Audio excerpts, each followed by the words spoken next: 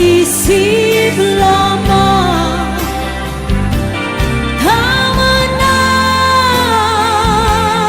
pagdaanin lamang. Ang takot ay nasa isip lamang. Kung daay iiyak at ang ulo